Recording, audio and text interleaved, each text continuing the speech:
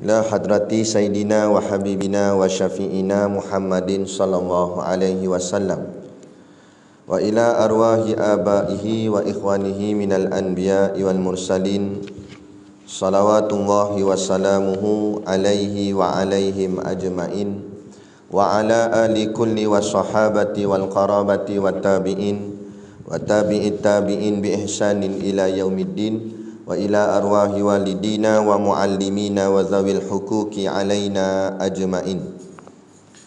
Bisiril Fatihah. Bismillahirrahmanirrahim. Alhamdulillahi rabbil alamin. Arrahmanirrahim. Maliki yaumiddin. Iyyaka na'budu wa iyyaka nasta'in. Ihdinas siratal mustaqim. Siratal ladzina an'amta 'alaihim ghairil maghdubi 'alaihim waladdallin. Bismillahirrahmanirrahim. Alhamdulillahi rabbil alamin. Wassalatu wassalamu ala asyrafil anbiya'i wal mursalin Sayyidina Muhammadin wa ala alihi wa sahbihi ajma'in. Subhanaka la ilma lana illa ma 'allamtana innaka antal alimul hakim. Rabbi shrah li sadri wa yassir li amri wahlul 'uqdatam min lisani yafqahu qawli. Wala haula wala quwwata illa billahil aliyyil azim. Amma ba'd.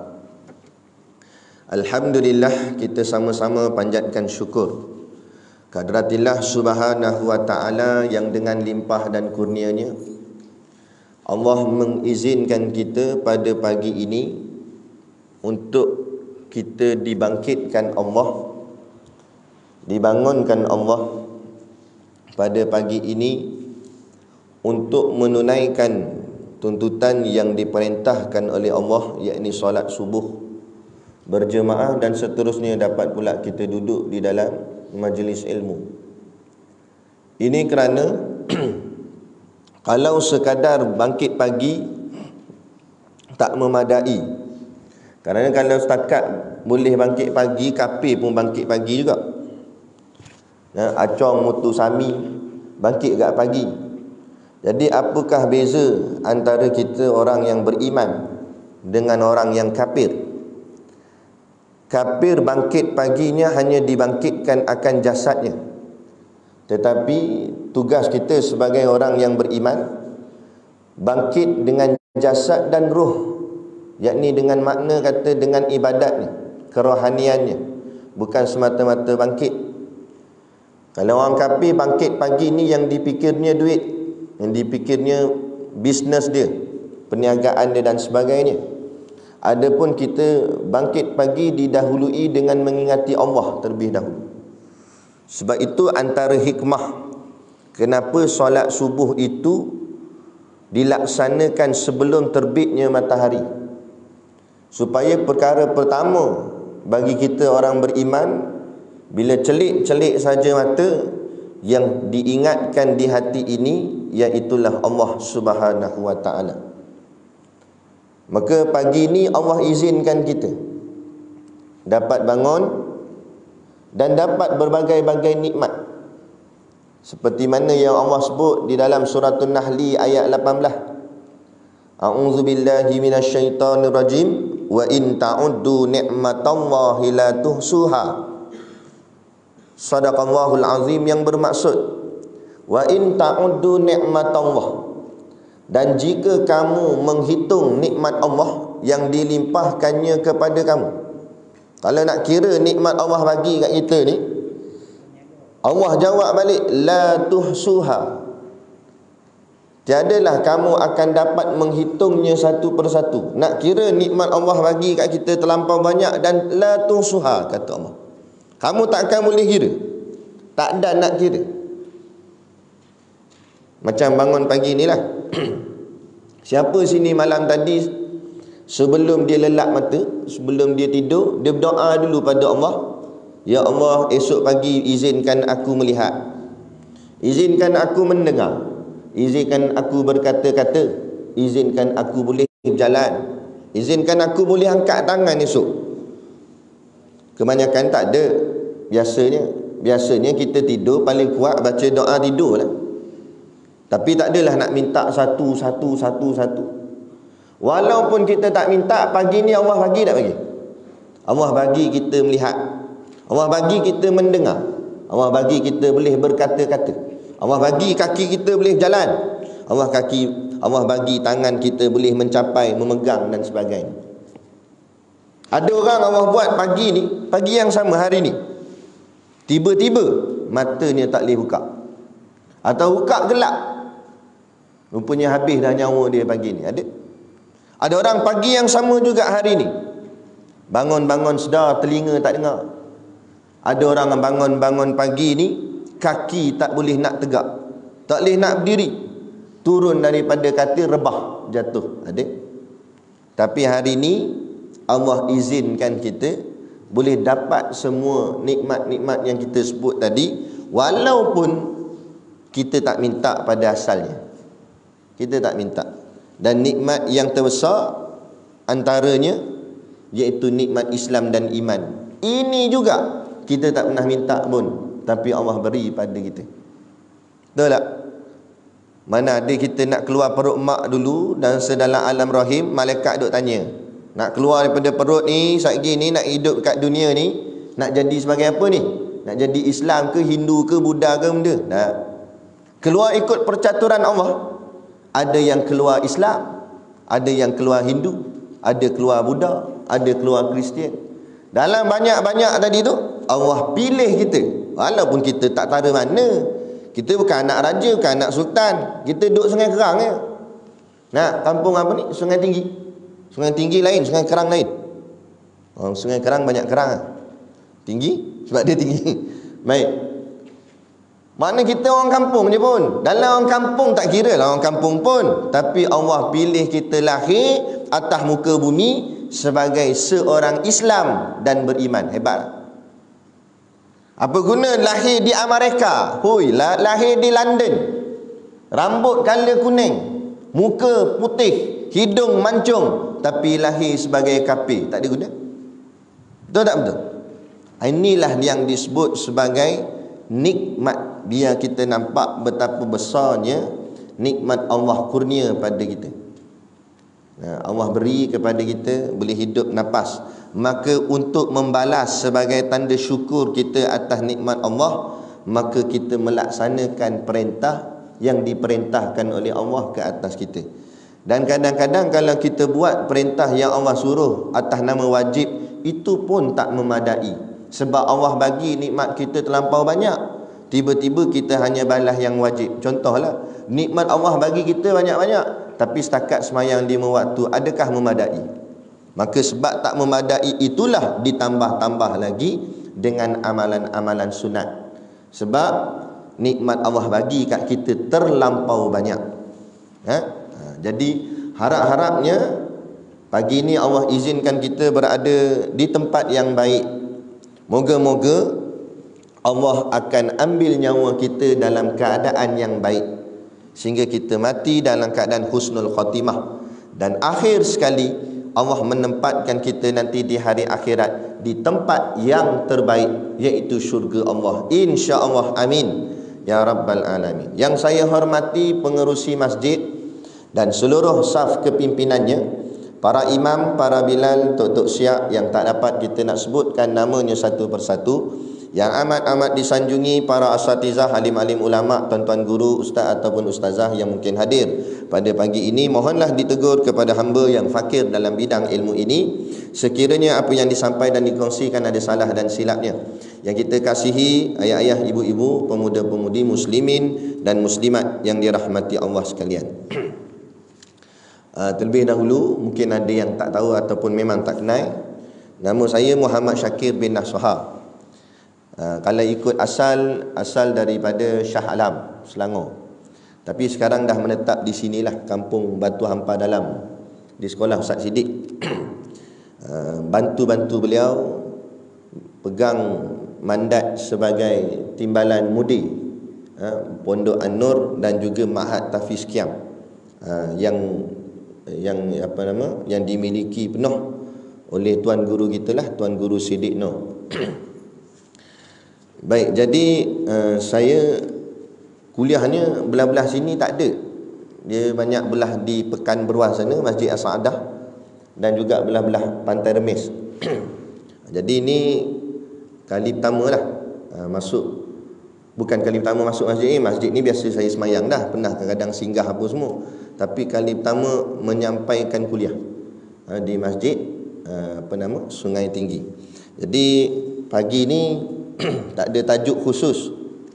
Cumanya disebabkan kita ni sudah dikira nak menghampiri kepada bulan Ramadan, maka kita bawa tajuk bab puasa lah. Sebab Ramadan ni bagi orang yang mencintai Allah, mencintai Rasulnya, akan mencintai bulan Ramadan. Sebab dalam 12 bulan yang paling mulia ialah bulan Ramadan, bulan yang paling hebat. Hebat tak hebat, bulan lain semua gandaan pahala biasa je. Main dengan bulan Ramadan, didarab-darab, diganda-ganda. Walau buat benda kecil sikit, tapi diganda-ganda. Hebat. Jadi bila hebat bulan Ramadan, orang yang hatinya ada kasih pada Allah dan Rasul, tak sabar-sabar nak menunggu bila nak masuknya Ramadan. Ternanti-nanti. Itu yang orang kira sebagai menghitung hari. Tapi sekarang ni ya menghitung hari nak tunggu Ramadan. Takut lagi masuk Ramadan, menghitung hari nak raya pula. Dia kata berapa lagi hari nak raya dia. Masa satu Ramadan tak kira lagi. Masa tu okey lagi lah. Dah kat hujung-hujung lagi. Malam 16, malam 17, malam 18. Berapa hari lagi nak raya? Dia tanya. Lagi orang perempuan lah, tapi bukan sinilah, tempat lain. Orang perempuan dia tanya sebab nak buat kuih raya. Kan? Jadi kita biar menanti-nanti Ramadan, bukan menanti-nanti raya. Raya tak ada masalah waktu. Ni yang penting Ramadan. Sebab Ramadan bulan makrifat, bulan maghfirah, bulan keampunan. Kita dosa banyak. Saya pun sedar tak sedar, baru saya perasan. Nafas saya pun tak panjang mana. Dulu boleh tahan baca ayat panjang tu satu nafas. Bila kita teh sekali lagi, sebelum ni kita menghafal baca begitu je. Tiba bila baca dengan berlagu ni, baru kita sedar nafas tak cukup. Aku ni nafas koi pendek. Maknanya baru kita sedar, kita ni menghampiri kematian. Menghampiri. Sebab tu jangan sonok pergi sambut birthday. Ini kadang pelik. Sambut birthday ulang tahun dia yang ke-78. Beli kek tak salah, nak makan kek. Tapi yang dia sonok tu pelik tu. Berapa dia sonok pula? Patut lagi meningkat umur, itu tanda tong oksigen makin sikit. Bila bertambah umur ni tahun sebelum ni 2020. Ni masuk 2021. Jangan sonok sambut tahun baru. Tahun baru apa? Mati semakin dekat. Naik sekejap lagi, lepas habis ni 2021.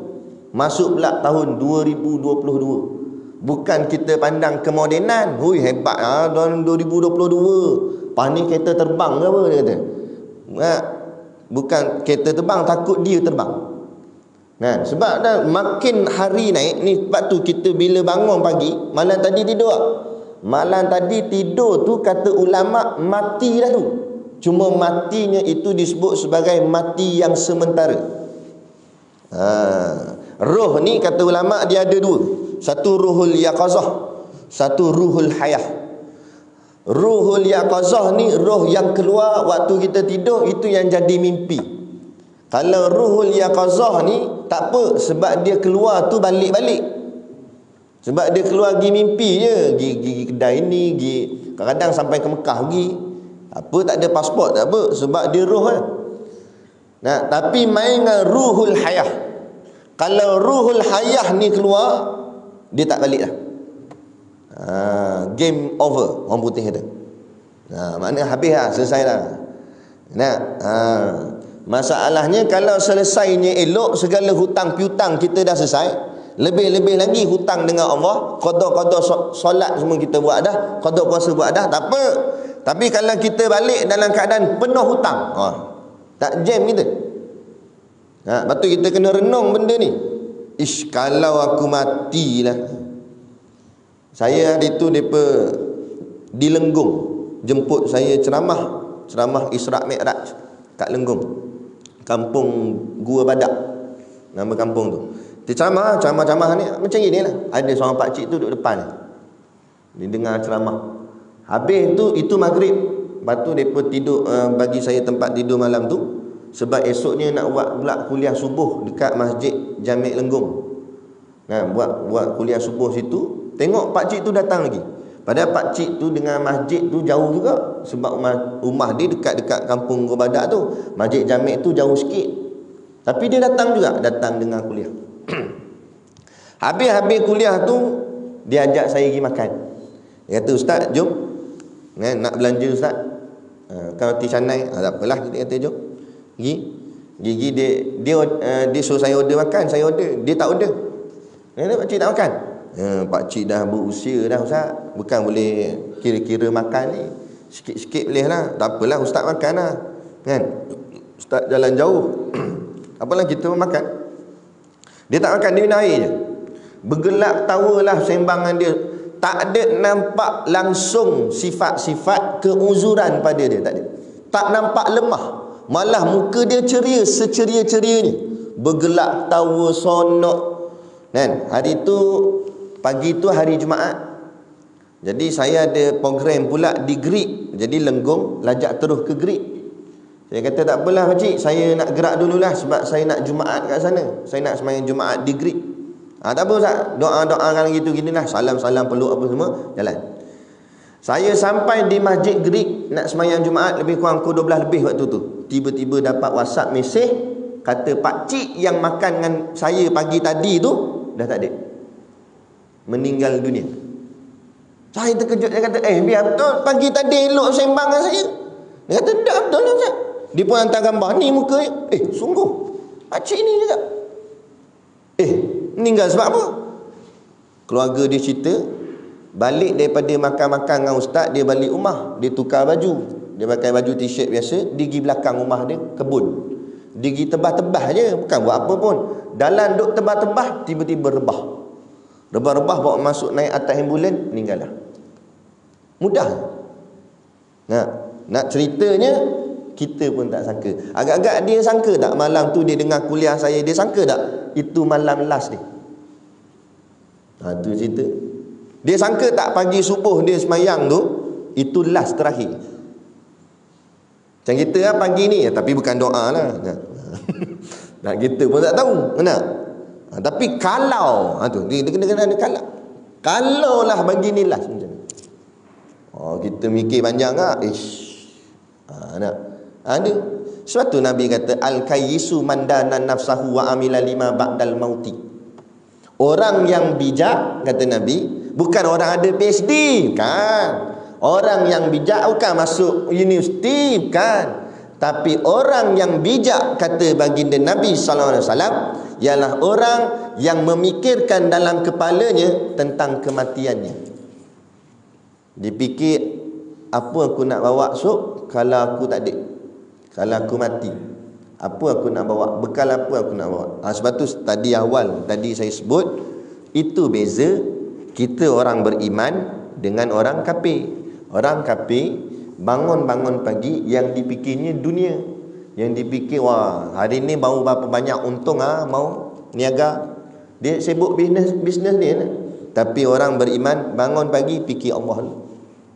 Kalau betul-betul beriman, bangun-bangun tu fikir Allah. Nasib baik ya Allah, terima kasih bangunkan aku lagi hari ni. Tantah silat-silat tak bangun apa, bangun juga. Sebab tu orang perempuan, ni saya pesan lah.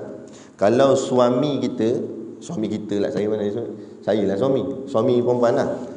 Suami kaum ibu kalau tidur berdengkur, jangan marah. Sebab berdengkur tu tanda dia hidup lagi. Betul lah. Krok bunyi. Macam bunyi kapal pun ada. Krok. Memang bising, tapi dia hidup. Takut-takut senyap terus.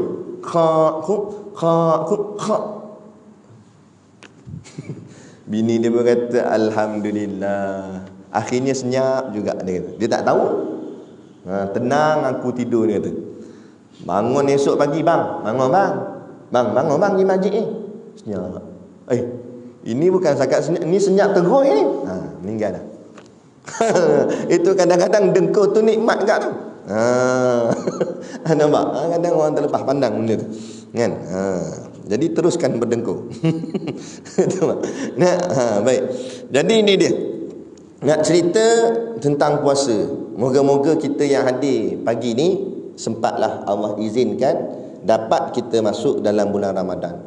Kalau takdir katalah, takdir lah, bukan kita minta. Takdir kata tahun ni tahunlah kita lah, ataupun nyawa kita mungkin tak panjang.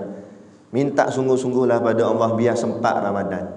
Sebab bila sempat Ramadan dan kita nak taubat sungguh-sungguh, buat amal sungguh. Sebab awak tadi sebut dah, segala amalan akan berganda-ganda. Bayang, buat sikit dapat banyak, buat sikit dapat banyak. Kemudian pula bulan maghfirah, keampunan. Minta ampun sungguh-sungguh, Allah ampun.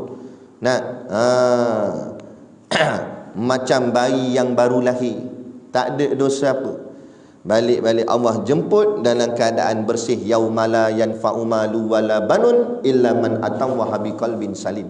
Pada hari yang tak ada guna harta benda dan anak pinak, melainkan hamba yang datang bertemu Allah dalam keadaan qalbin salim, hati yang sejahtera.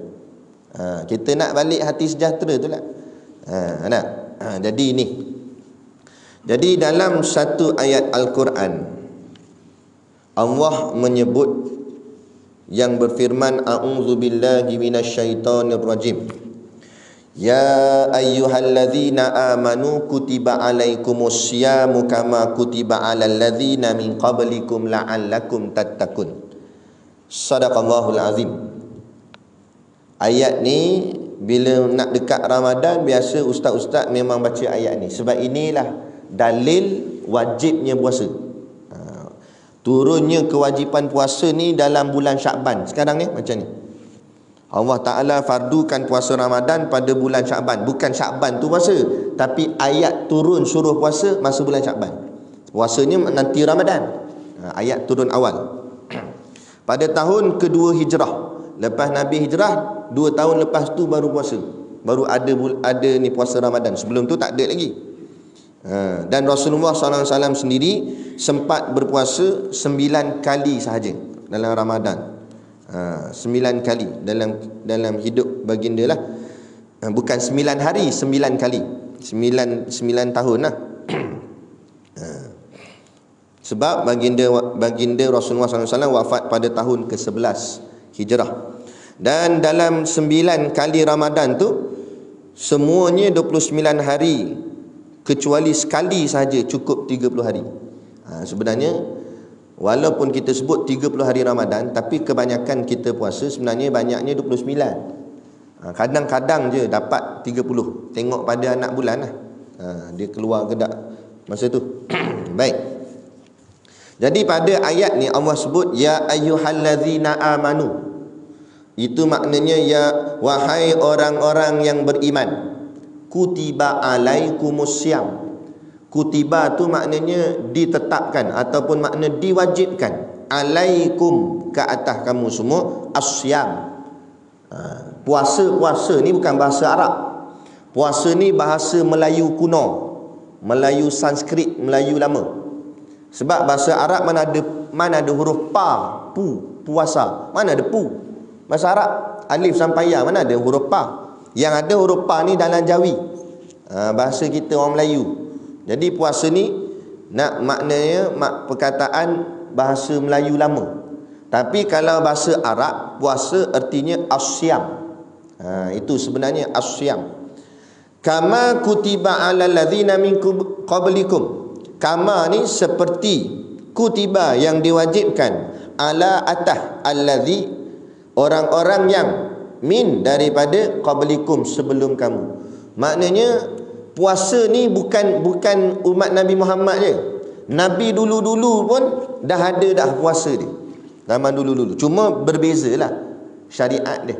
Ada yang puasa mungkin waktu dia lain, tapi main dengan syariat Nabi kita Nabi Muhammad SAW ni, puasa tu diwajibkan pada bulan Ramadan. Dan untuk makluman kita bersama, sebenarnya puasa sekejap je. Dalam setahun 365 hari tu, kita hanya puasa 15 hari je kalau ikut sebenar. Apa pula 15 hari Ustaz, bukan 30 ke?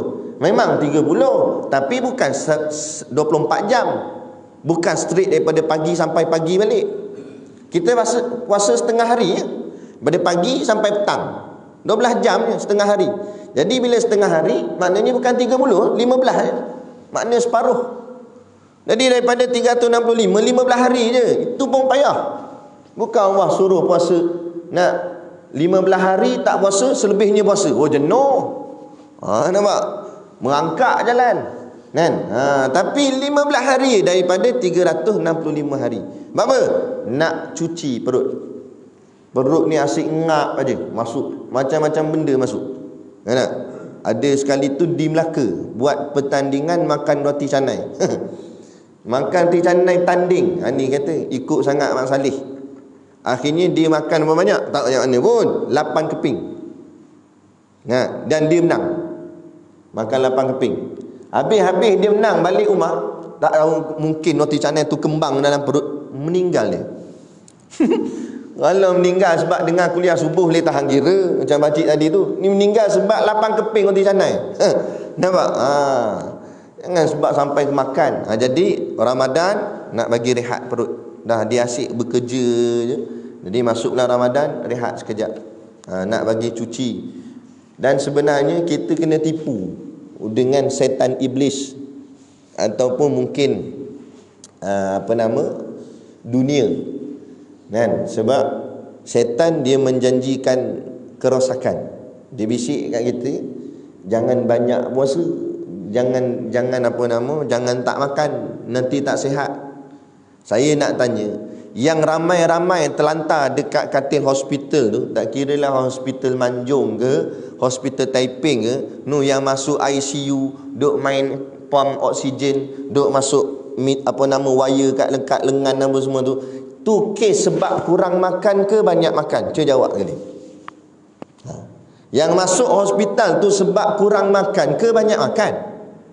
Banyak makan, bukan kurang makan. Ada. Betul tak? Kenapa kena kencing manis? Banyak makan ke kurang makan? Banyak makan. Sebab tu digalakkan berpuasa, kerana puasalah sebenarnya sihat. Kurang makan tu sihat, banyak makan tu sakit. Tapi kita kena tipu, syaitan duk bisik telinga kita, jangan tak makan, nanti mati, nanti tak sihat, nanti sakit.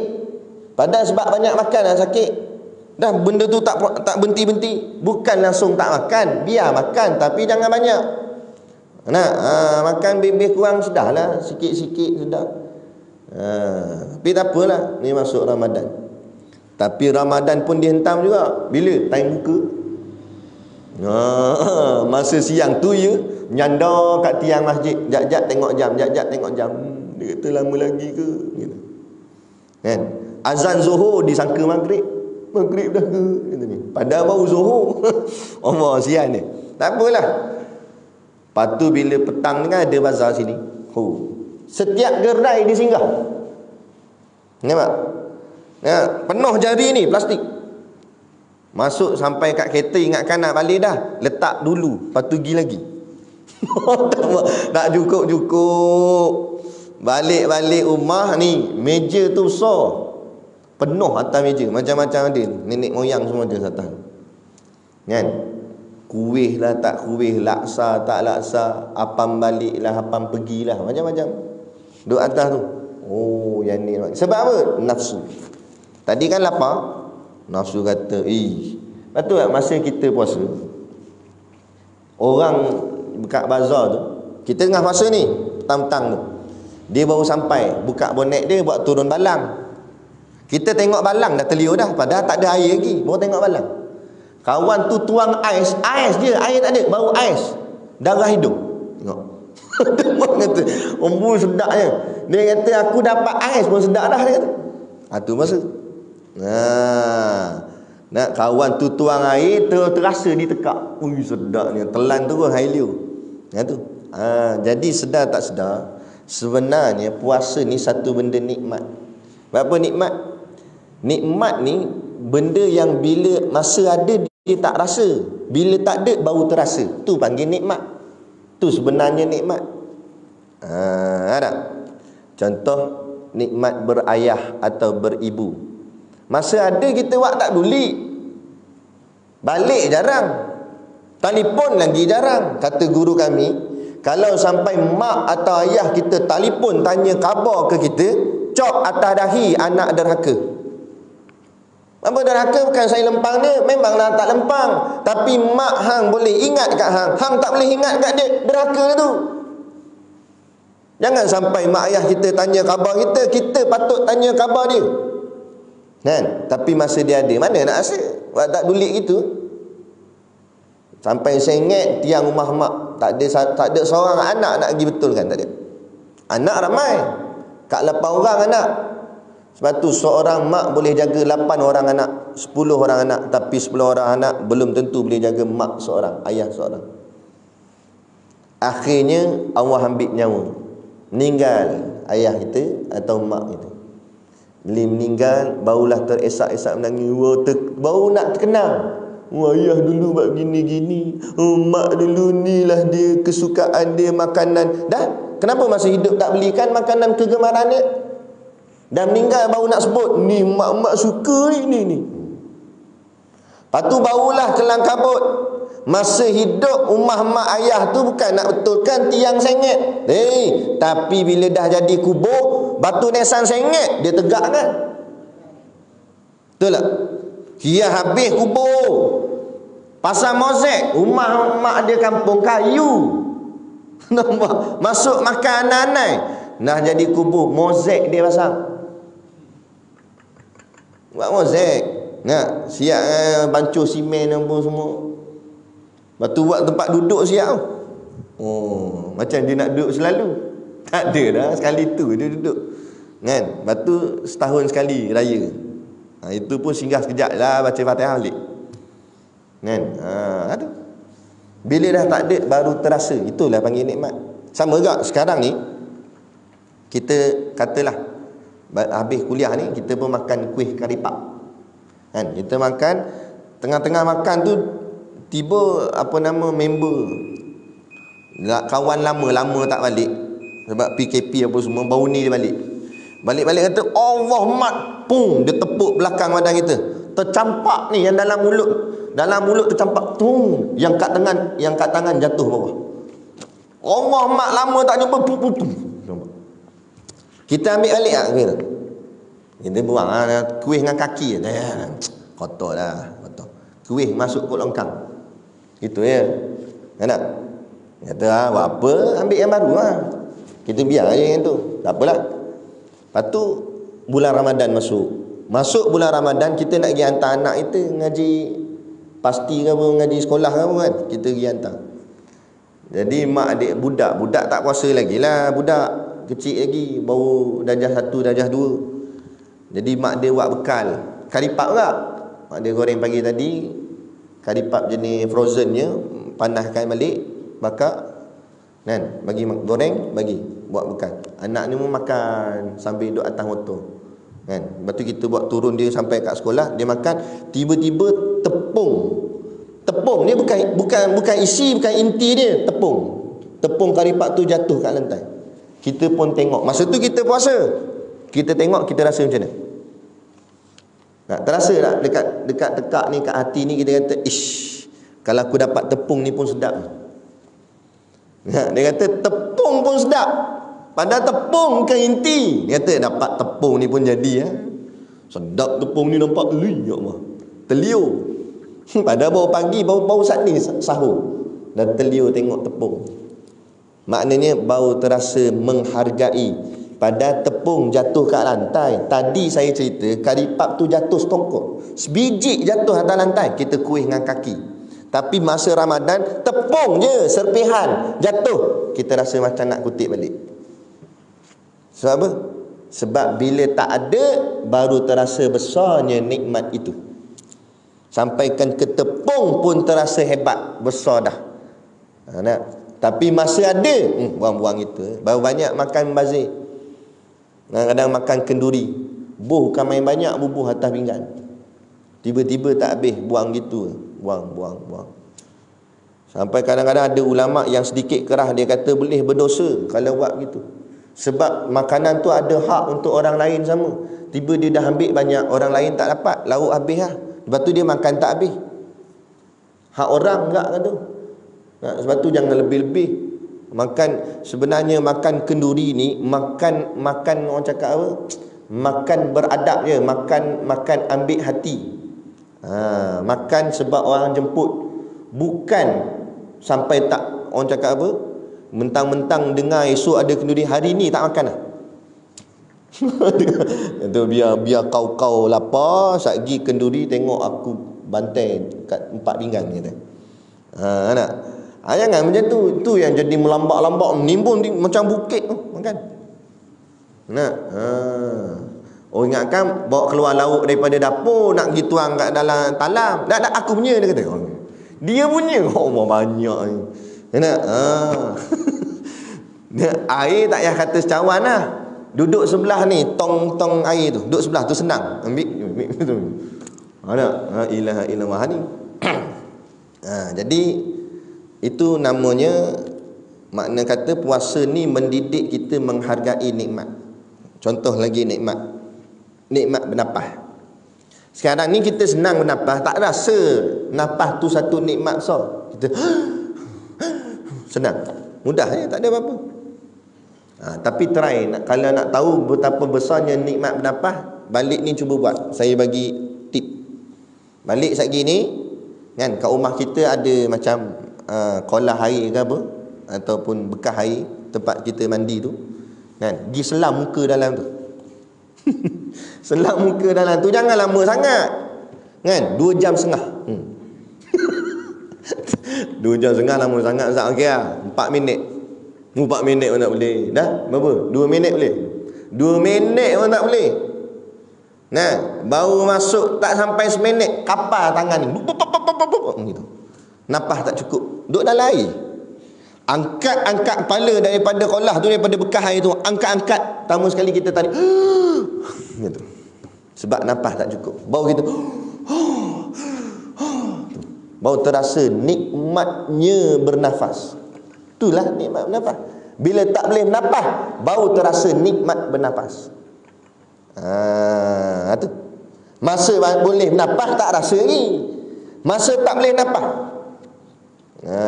Sebab tu orang yang semput atau orang yang nafas tak cukup, dia pakai tong oksigen tu kan, bernafas tak cukup kan, dia dalam keadaan macam orang nak meninggal lah, nazak, dah keadaan nazak, nafas turun naik, tak cukup nak tarik nafas tu. Waktu tu kita pun pergi sembang dengan dia bab dunia, dia layan tak? Dia tarik tangan ni, nafas tak cukup ni, kita pun pergi sebelah dia bisik, dengan kata mereka nak lantik hang jadi JKK, ketua kampung. Dia sonok tak? Tepi dia kata. Tak payah sibuk lah, tak peduli lah, tak payah kata nak lantik ketua kampung. Kita kata dengan kata hang ni lepas ni menteri besar ni. Dia tumbuk terus muka kawan tu, tung kata, sibuk lah, aku nafas tak cukup. Tak penting dah jawatan, tak penting dah pangkat. Betul tak? Tengah nafas tak cukup tu, kawan bisik kat telinga, dengar kata dapatlah duit bantuan 10,000. Bukan sikit, bukan RM10, 10,000. Adakah dia hilang dia punya sesak tu? 10,000? Dah makin kuat. Begitu. Nak ceritanya, bila keadaan dah terdesak nyawa, nafas tak cukup, dunia ni fana. Itu yang ulama kata tu. Fana. Apa maksud fana? Binasa. Dunia ni tak ada apa. Sebab kan kita menyangka berangan-angan hidup kita panjang, esok ada lagi untuk aku, esok ada lagi untuk aku. Patulah kita masih lagi terkejar-kejarkan keseronokan dunia. Tapi kalau kita fikir tak ada dah lepas ni, nak apa dengan dunia? Lepas tu kadang-kadang kita nampak kita yang duduk kat luar ni, orang biasa ni nampak macam baik lah. Lagi kita orang masjid ke nak, orang dengar kuliah, atau macam saya ke mengajar, nampak macam baik, macam bagus. Tapi kadang-kadang ada lagi baik. Mana? Dalam penjara. Kita ingat dalam penjara ni orang jahat lah ke? Asal mungkin dia jahat, tapi mungkin dia boleh berubah. Bukan setakat baik, wali Allah terus. Mana? BA, banduan akhir. Saya ada orang jemput, mereka panggil saya ceramah di penjara Tapah. Dia betul kongsi-kongsi cerita lah. Dia kata, Ustaz, bila kami masuk, dia banduan akhir, dia punya sel lain. Kalau jenayah biasa ni sel lain. Banduan akhir ni kes-kes berat, bunuh orang lah, apa lah, macam. Bila masuk kawasan tu, Ustaz, dia bercerita kat saya lah. Bila masuk kawasan tu, macam taman-taman syurga, Ustaz. Awak saya tanya. Yang sini bunyi baca ayat Quran, yang sini bunyi berzikir, yang sini bunyi istighfar. Apa? Dia dah tahu kematian dia dekat. Sebab dia banduan akhir nak kena tali gantung.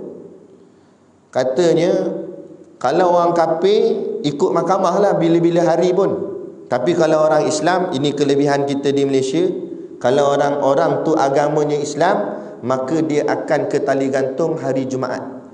Dia ambil pilih hari Jumaat. Hari Jumaat baru ke tali gantung. Kan? Jadi kata dia, bila dengar sel tu tutup habis, buka sikit je kat pintu tu. Jadi dengar tapak kaki pegawai dia, warden penjara tu berjalan. Kalau tapak kaki tu berhenti di depan dia punya pintu, itu alamat dia. Kalau kena hari tu hari Khamis, makna esok last, tak ada apa dah. Jadi bunyi tak, tak, tak, tak. Dia sampai hujung tak. Oh selamat, kata. Oh sampai hujung. Tiba-tiba patah balik. Tak, tak, tak. Rupanya kawan tu terlajak. Tak, tak, tak. Berhenti depan pintu. Oh sudah, berhenti depan pintu aku. Hari Khamis. Dia ambil hari Khamis. Hari Khamis tu bawa keluar, bawa jumpa sanak saudara, keluarga apa semua, untuk pelukan terakhir. Kita kalau orang biasa ni, kalau macam dah nak mati ke apa nak, kita pun tengok keadaan kita. Kita wasiat apa pada anak-anak kita, turunan kita? Kita wasiat macam ni, belakang rumah ayah ni ada 4 ekar tanah. Jadi bagi-bagilah adik-adik itu ni. Kita wasiat dunia. Betul tak? Kita wasiat dunia. Tapi banduan akhir, dia jumpa anak dia, ni hari Khamis ni, esok Jumaat dia nak ke tali gantung. Dia jumpa keluarga dia, anak isteri dia tak wasiat dunia, dia wasiat akhirat. Lain jadi dia. Walaupun tatu penuh, tapi dia jadi berubah. Dia kata ke anak, dia tak cerita pasal tanah belakang rumah apa, tak ada. Yang tu dia tak peduli dah, pandai-pandai korang lah. Tapi yang dia peduli, hai anak, ayah mati esok, jangan jadi macam ayah dia. Kamu jadi orang baik, mengaji agama. Kan? Kalau boleh jadi ustaz, tak pun jadi tok imam ke, jadi orang baik, jadi orang elok. Kan? Ayah dia pesan. Kita ada pesan ke anak kita itu. Tapi orang banduan ni dia pesan itu. Kan? Lepas tu dia pesan bini dia pula. Yang abang nak pergi dah, dia kata. Abang minta maaf lah jadi suami yang jahat pada ayang. Suami yang tak berguna. Bini dia kata, abang jangan cakap macam tu. Kan? Dia kata, tak apalah, abang izinkan kalau ayang nak kahwin lain lepas abang tak ada.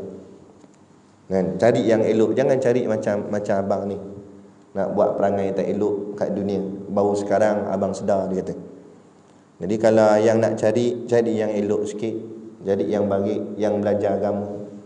Dengar kata hari tu ada seorang ustaz, dia kuliah subuh kat Masjid Sungai Tinggi. Dia kata, contoh lah, bukan saya, contoh. Dia kata, gilah. Yang kata baru seorang bini dia. Kenapa? Jadi dia pesan-pesan yang baik, pesan bab akhirat. Dah tak pergi pasal dunia. Dah kita pun cuba kita fikir. Kita nak pesan ke anak-anak cucu keturunan kita ni, kita nak pesan tanah belakang, kita tak mati lagi dia dah tahu dah. Bau batuk 2 kali. Ayah, geran mana geran? Bau batuk 2 kali, dia tanya geran lah. Belum masuk yang ketiga batuk. Maknanya bak dunia tak payah risau. Depa tahu, pandai. No, dalam hutan orang asli kadazan. Boleh hidup bulat perut ni. Pantang apa lintas dia makan. Kijang-kijang lah. Kalau babi pun dia jual. Nah, nak cerita bak dunia tak payah ni. Tak ada SPM pun boleh hidup atas dunia ni. Dah orang dalam hutan asli tu mana ada SPM?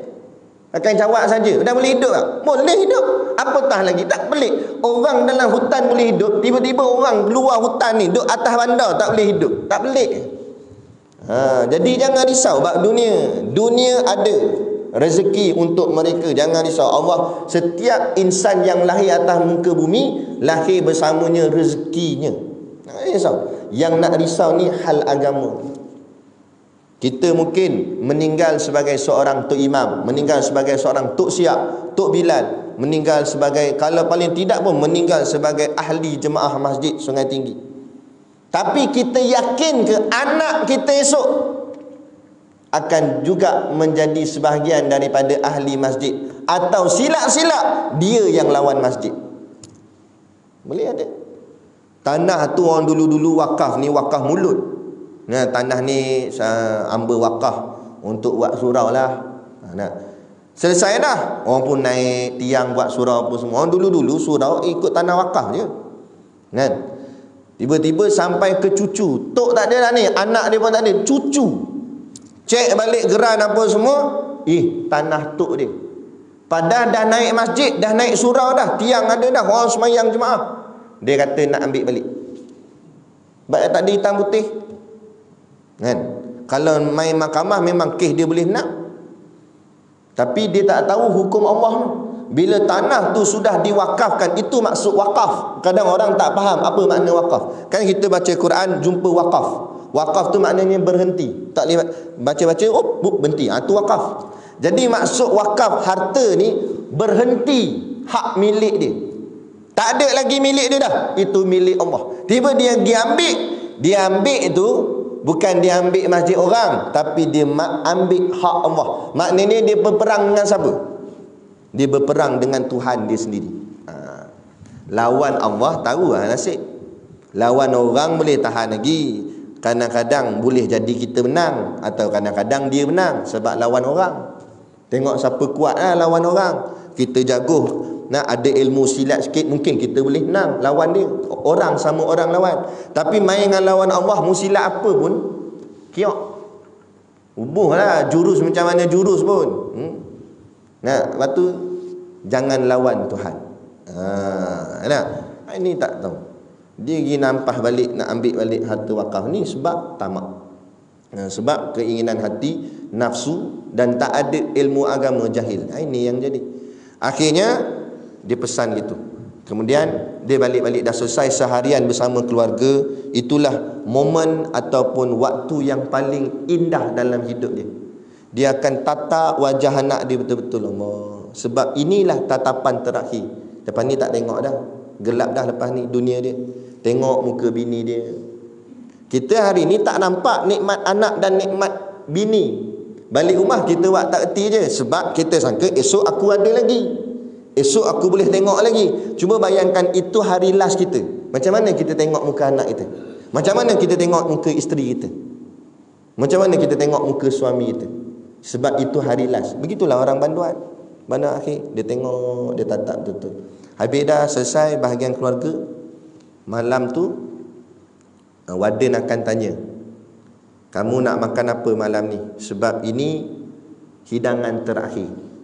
Kamu nak makan apa yang tak melebihi RM15? Mereka bagi tahu saya macam tu, tak melebihi RM15. Order lah, nak order apa pun, Pizza Hut ke apa ke, mereka akan cuba pergi cari juga. Sebab nak bagi dia makan, sebab ni last dia nak makan atas dunia. Lepas tu saya tanya, dah biasa mereka minta apa? Minta chicken chop ke benda ke? Mana dah tahu nak. Dia kata sebab dah last kali, minta kau-kau lah. Dah Ustaz, dia kata. Habis tu mereka cuma minta segelas air dan senaskah Al-Quran. Kata nak buat apa? Takkan nak makan Quran kot? Dah Ustaz, baru dia terasa lazatnya ayat Quran berbanding nasi berlauk. Kita hari ni nasi berlauk lagi. Benar tak? Lepas tu kalah. Lepas tu ulama pesan, kalau buat majlis tahlil ke apa, jangan hidang lagi lauk. Nanti tahlil dia jadi pendek. Nak mula slow. Sebab apa? Sebab orang keluar biskut jagung, biskut petak kan. La ilaha illallah, biskut jagung keluar. Tiba-tiba tuan rumah kata, ayam kat dapur keluar. Ayam laju, la ilaha illallah. Nak jadi kacau. Ibadat dan makanan, oi belaga. Kan? Tapi time tu bandar akhir tak terbayang dah nak ayam ke nak apa. Air kosong sebab nak hilangkan haus supaya tekak tak kering. Lepas tu nak baca Quran sepanjang malam. Baru terasa setiap ayat, setiap butir huruf dalam Quran betapa sedapnya. Itu yang makna dah terhapus nikmat dunia pada dia. Allah buka nikmat akhirat pada dia. Dahsyat. Akhirnya dia baca Quran. Baca Quran tanpa sedar menitih-nitih air mata. Jatuh basah Quran, nangis. Ni hari last ni, malam last. Kebanyakan mereka ustaz ada yang sampai tak tidur malam tu. Nak tidur apa, esok nak mati dah. Lalang nak mati tidur apa-apa, tak ada.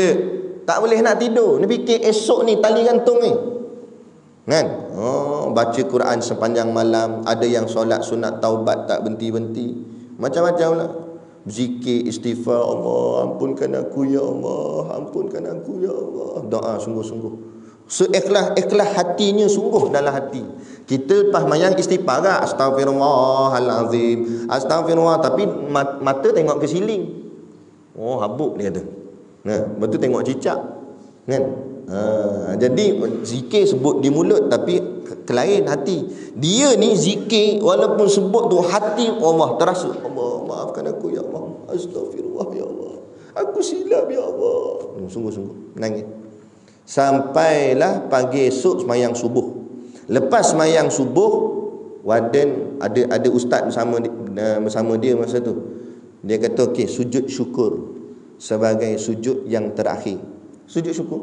Dia pun sujud syukur. Masa sujud syukur tu, Allah buka ni semua kehidupan dia daripada kecil bayi sampailah hari yang terakhir tu, terbayang semua apa kehidupan dia. Teringat ayahnya, teringat emaknya, teringat isterinya, anaknya, jiran dia, kawan tempat kerja apa, semua habis dia ingat. Terkenang habis. Semua benda-benda lama tu diingat balik. Dalam tengah sujud menangis-nangis tu, dua orang warden akan datang cekup di sebelah lengan dia ni. Angkat naik gitu.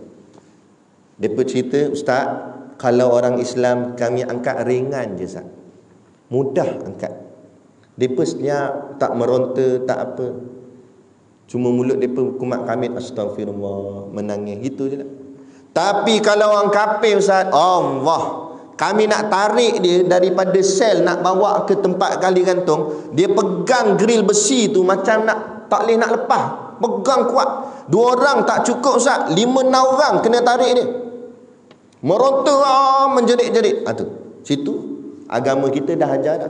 Bila saat kematian semakin dekat, ni Allah akan buka pintu langit. Allah buka pintu langit, dia je nampak, kita tak nampak. Kalau kita nampak, mana pergi sekali lah. Nampak? Bila Allah buka pintu langit, Allah akan tunjuk orang tu mana tempat dia nak pergi.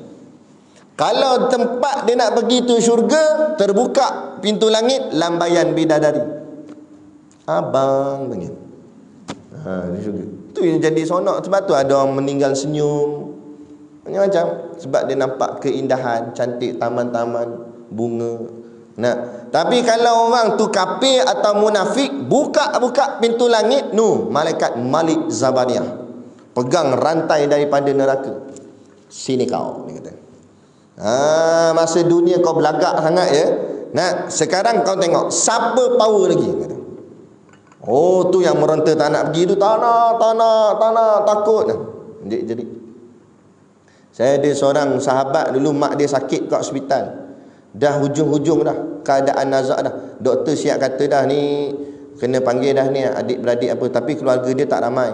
Tak apalah. Lepas tu doktor takut mak dia ni akan meronta ke menjerit. Doktor nak cocok ubat penenang macam bagi relax.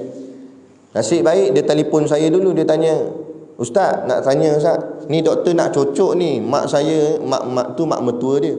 Mak saya ni dah keadaan teruk dah, nak meninggal dah. Tapi tu doktor nak cocok sebab takut nanti dia meronta." Saya kata tak payahlah, kawan tu nak meninggal tu dah sakit dah. Apa nak sakitkan lagi?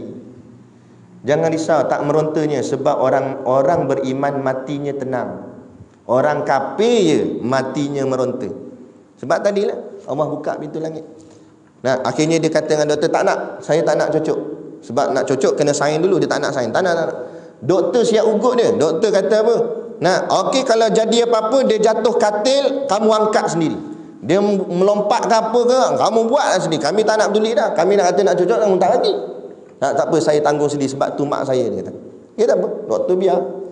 Kan? Dia duduk sebelah mak dia, bisik kat telinga, "La ilaha illallah." Lah kali mak dia pergi tenang, senyap. Pergi.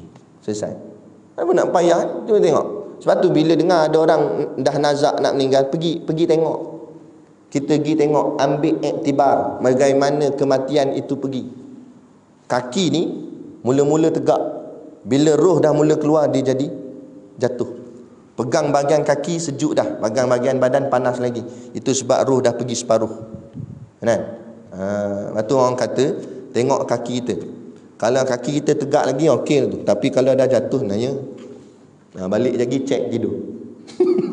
Nampak? Kan? Naik sampai kat dada ni dia akan berombak sedikit. Berombak sedikit lah. Dia akan naik gitu. Dia akan naik sebab dia nak keluar nafas yang paling last. Dia akan keluar ke hidung. Kan? Gitu.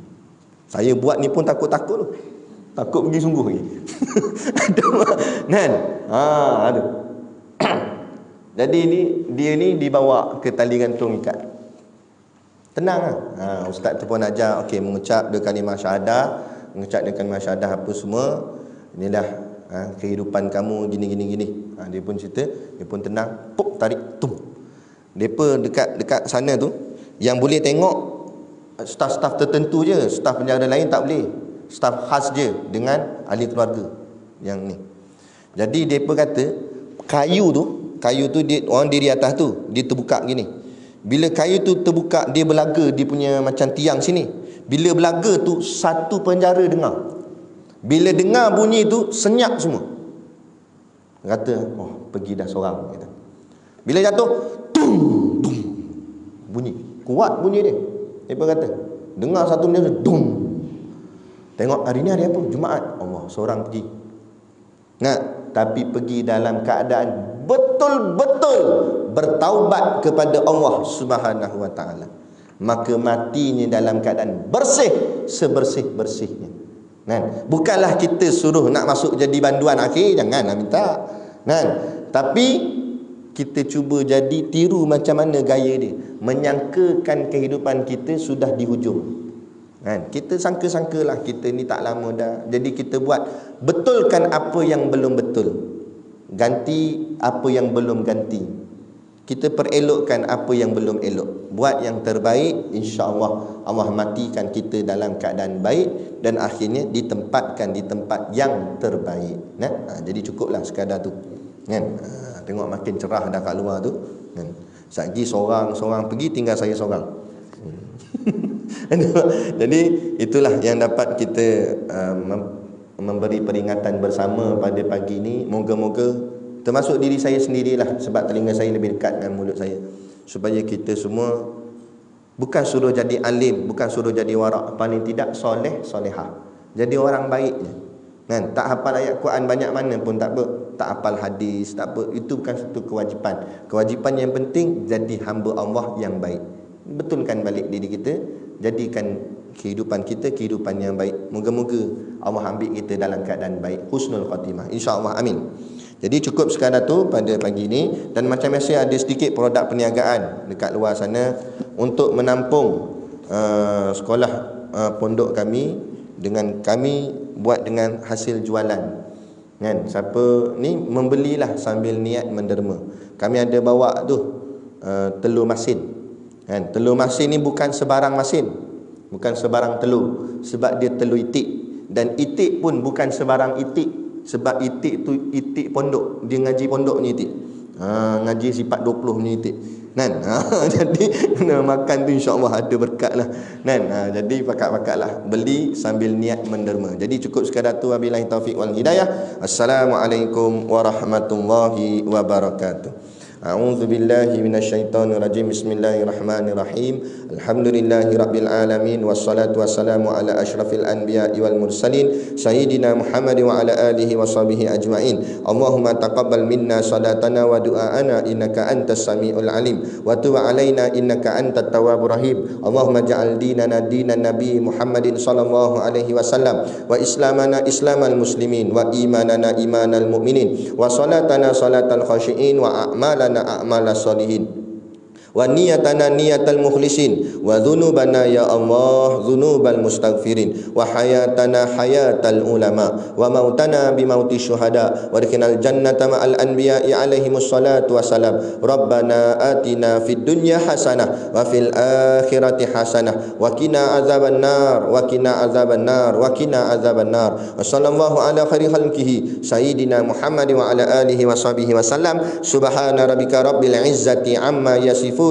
Salamun alal mursalin walhamdulillahi rabbil alamin. Amin ya rabbal alamin. Taqabbalallahu minna wa minkum.